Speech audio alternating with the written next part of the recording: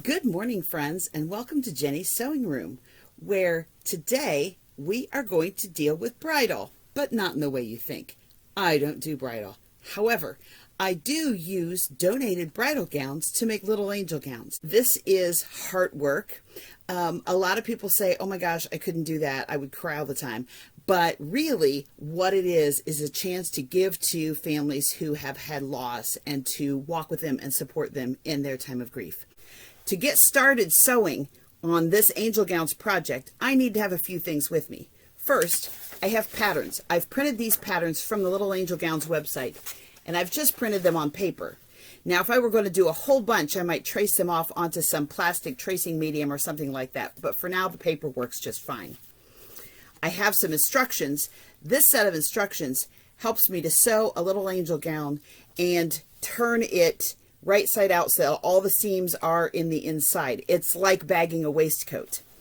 I have all of my sewing supplies and I have a gown. This gown was donated by somebody to Little Angel Gowns some years ago and is one of the numbered gowns. All of the tulle from underneath the gown has already been removed, and I have laundered this gown so it is nice and clean. I have now taken apart this gown. Somebody had already removed the base tulle that supported the skirt of this, but I have now taken it down to its smallest pieces. This is the bodice, from which I have removed the center beaded motif. I could use that on an angel gown in its entirety if placed carefully. We don't want huge swaths of lace and beads because they do get very heavy and they overwhelm the size of the dress. But this could be very nice on one of the larger size dresses. I have the taupe belt that was at the front of this gown. I've also removed this really great lace panel from the front of the dress. To use these motifs, I can just cut around the lace and I don't have to worry about losing the beads. Every angel gown is also accompanied by a small heart. These are my heart templates. This heart is cut out of the same fabric and embellished with the same lace or other things that are put onto the gown and is a keepsake for the baby's parents. I have also reduced the skirt to panels. These panels are going to give me the pieces that I'm going to cut the pattern pieces out of, but I don't have to use the whole big dress and try to maneuver it around on my cutting table or my ironing board. I've also removed the entire lining from the dress. This I didn't take apart into its separate panels, but I am prepared to if I need to. To cut out my first gown, I have very carefully pinned the pattern pieces to the fabric that I have. You'll see that the front is cut on the fold and the back is cut on 2 layers of fabric, but not on the fold. You want them to be cut in the same direction just in case there is a nap or grain to the fabric that's not really something you can see right off when you glance at it. When you're cutting out your lining, you need to make sure you understand that it can be very slippery. The polyester linings tend to slide more than the satin of the gowns, so make sure you've pinned the fabric generously and that your fabric is sitting on a very stable surface, like a large cutting table or sewing table. Give yourself plenty of room so you don't have to move the fabric any more than necessary to complete cutting out your pattern piece. You don't have to be as precise in maintaining proper directions on your pattern pieces when you're cutting out the lining because this will not show. But you do want to make sure you have cut your lining properly so that it is the same size as your fabric piece. Okay, I now have all of my pieces cut out carefully and I have pinned across the shoulders of the lining and the main fabric. This main fabric is nice and sturdy, so it doesn't need quite as many pins. But seriously, people, pin it, pin it, pin it. I pin the neck and the sleeve end first, and then work in the other pins so that I can ease it if it doesn't fit exactly on laying it out. I am now sewing each of the seams on my sewing machine with a 1/4 inch seam. This fabric can be fragile, so when you might normally go over a pin, which you're not supposed to do, but you might sometimes do that by accident, don't do that on this fabric because it can snag very easily. So slow down and pull your pins.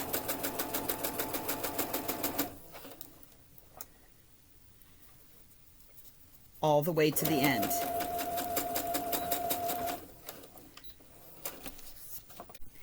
Careful pinning definitely helps keep your lining fabric from slipping. A lot of the lining fabrics are very slippery, and you really don't want your edges to end up misaligned. If they are, everything's going to go downhill. So take your time and do it right.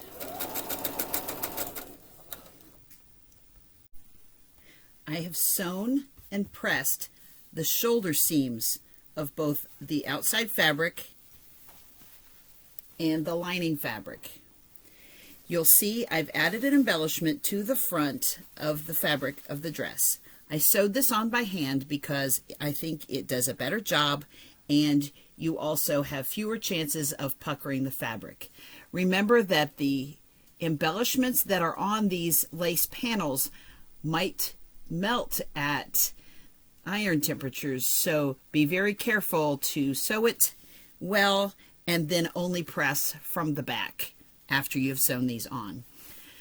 The instructions that Little Angel Gowns has provided shows exactly how to pin your lining and your dress together so that you will be able to bag your dress and have all the seams on the inside.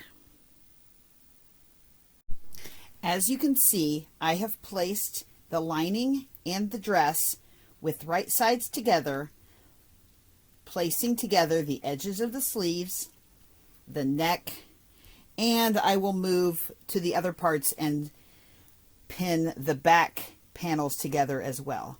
I'm going to start with the corners on the sleeve and pin those together, and then ease the rest of the sleeve in for pinning together.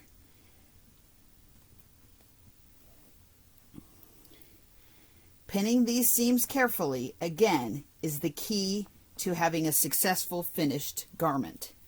I'm also going to pin the corners of the neck, sliding the lining as needed,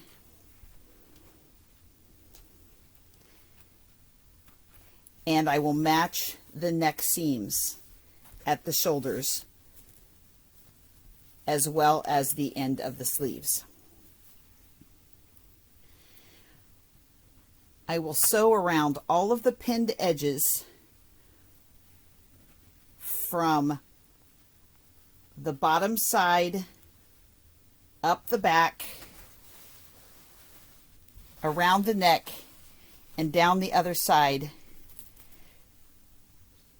to start enclosing the dress, and then I will sew the ends of the sleeves. That leaves the side seams open for bagging the dress. Bagging the dress is simply turning the dress right side out so that all of the raw edges are enclosed inside the garment. Please notice I have now pinned across the front of the gown the ends of each sleeve and around the neck and down the back and across the bottom of the gown. This leaves the side seams on the back and the front open. Those will be sewn later. I have now clipped the curves inside the neck, and I've also trimmed the corners at the bottom of the back and at the neck. This will help when we turn everything right side out to finish the gown. The Little Angel Gown's instructions give very specific directions on how to turn your gown right side out after sewing it. That's known as bagging the gown. The directions make no sense if you just try to read them. But if you read them and go step by step, pinning as you go before you stitch, you will feel a lot better.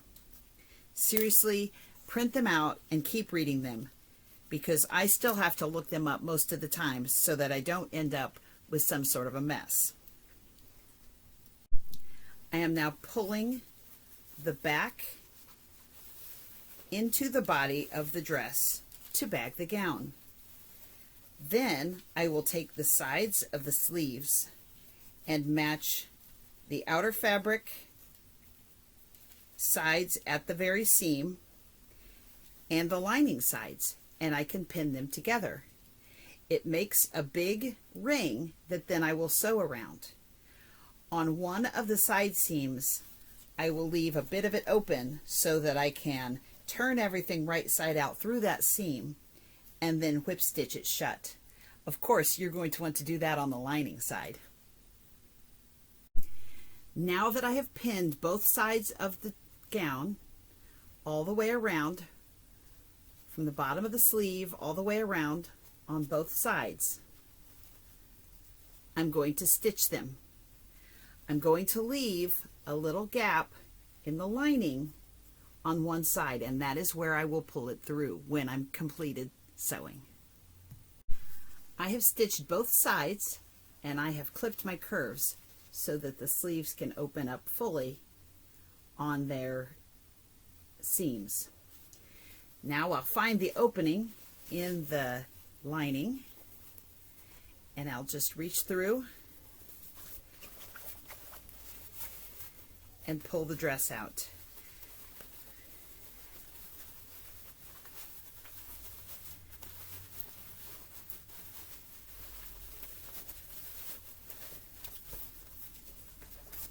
When I get to the corners, I'll make sure to push those corners all the way out so there's a nice point on each side.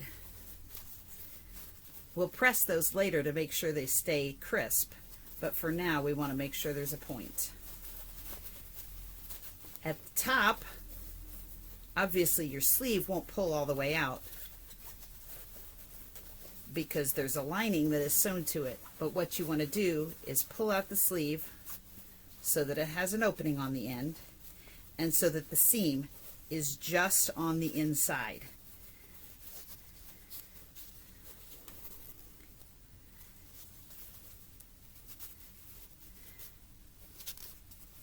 Now you have a nice crisp lining that comes almost to the edge. You'll press your armpit seams so that they're flat, and of course make sure you pull out the corners at the neck, and you now have a dress with all the seams on the inside.